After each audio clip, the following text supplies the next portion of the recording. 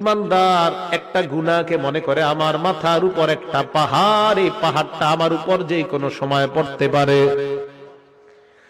ইমানদার মনে করে একটা পাহাড় আমার উপর, এই পাহাড়টা আমার উপর পড়তে পারে। এই হাদিস দ্বারা বোঝা যায় ইমানদার যখন কোনো গুনাহ করতে যায়, করার সময় তার মনের মধ্যে এই জিনিসটা আসবে, সর্বনাশ, আমার উপর একটা পাহাড়, এই পাহাড় আমার উপর পড়তে পারে। বলেন তো পাহাড় পড়লে মানুষ বাঁচে না মরে?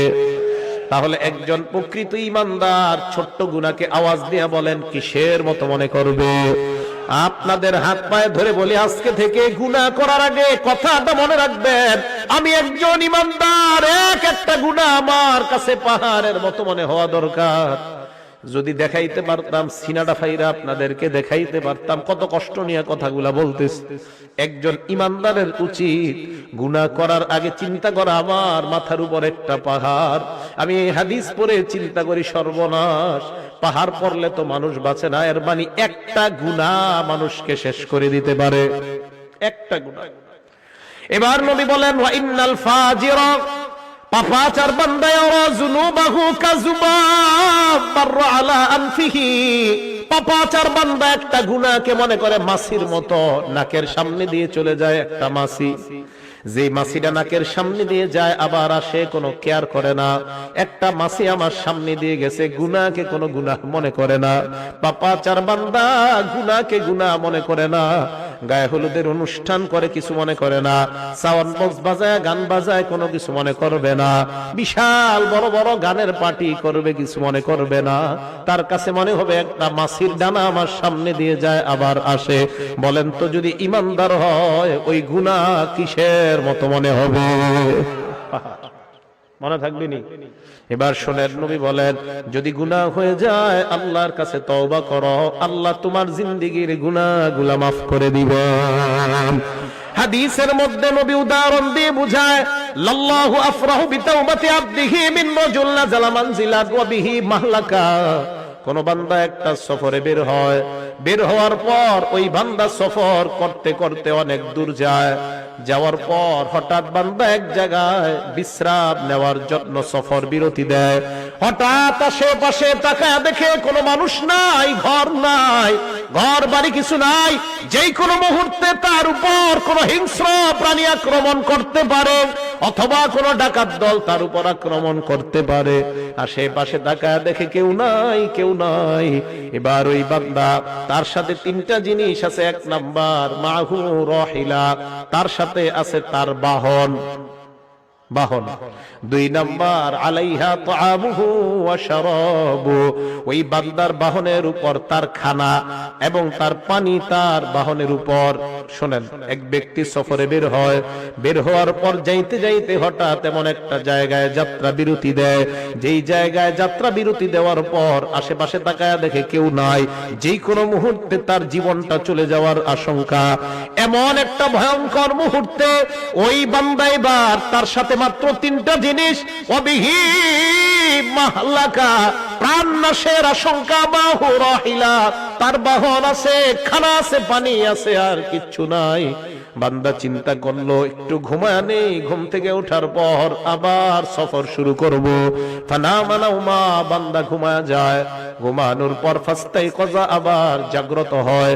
জাগ্রত হওয়ার পর তাকা দেখে তার বাহনটা হারায় গেছে।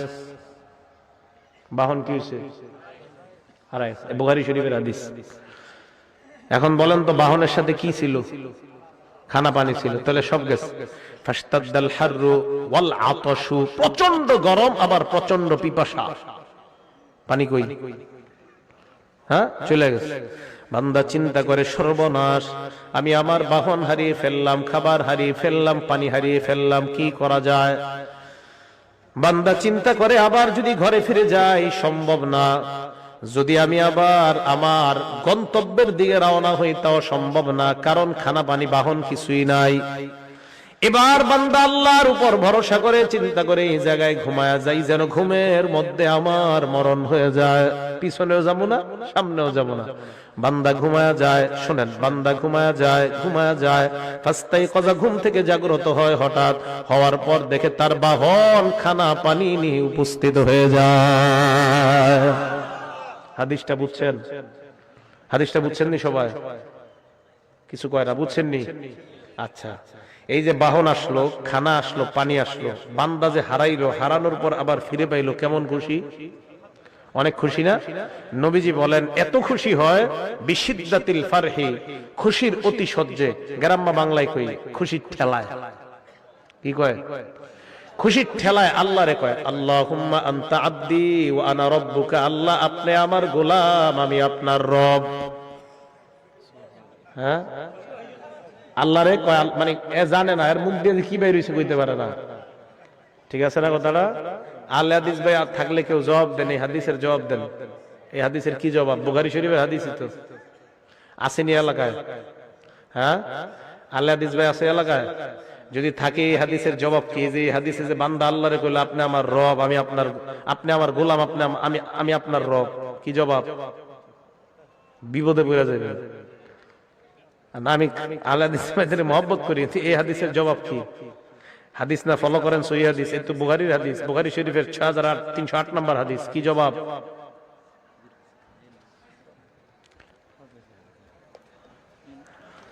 এর মানে বোঝা যায় বান্দার মাথা ঠিক ছিল না। আল্লাহরে কি বলছে বান্দার মনে নাই। বান্দা আল্লাহরে খুশির ঠেলায় বলছে আল্লাহ আপনি আমার গোলাম, আমি আপনার রব। নবী বলেন এই বান্দা হারিয়ে যাওয়া ওট, হারিয়ে যাওয়া বাহন ফিরে পাওয়ার পর যে পরিমাণ খুশি হয়, একজন বান্দা গুনাহ করার পর তওবা করলে এর চাইতে কোটি গুণ বেশি আল্লাহ খুশি হয়ে যায়। আল্লাহ এত খুশি হয় বান্দা গুনাহ করে তওবা করে আল্লাহর কাছে। তাহলে বলেন আজকে থেকে আমরা ওয়াদাবদ্ধ, গুনাহ করার পর কাউকে বলবো না, বলবো একমাত্র একজনকে। আওয়াজ দিয়ে বলেন তিনি কে? আল্লাহ। তুমি আমার হাত দিলা, পা দিলা, চোখ দিলা মাবুদ, কত গুনাহ করলাম চোখের মাধ্যমে, হাতের মাধ্যমে, পায়ের মাধ্যমে। আল্লাহ আমার সন্তান যদি কষ্ট পায়, আমি কষ্ট পাই মাবুদ, আমিও গুনাহ করলে তুমিও তো মনে হয় এরকম কষ্ট পাও, কারণ তুমি না আমারে কত মায়া করে বানাইলা। আল্লাহ না আমারে আপনারে মায়া করে বানাইছে। আপনার ছেলে কষ্ট পাইলে আপনার কত কষ্ট লাগে, তো আল্লাহ আমারে আপনারে বানাইছে। এই হাতটা দিয়ে যখন গুনাহ, আল্লাহ বান্দা এই হাতটা তো গুনাহ করতে দেই নাই।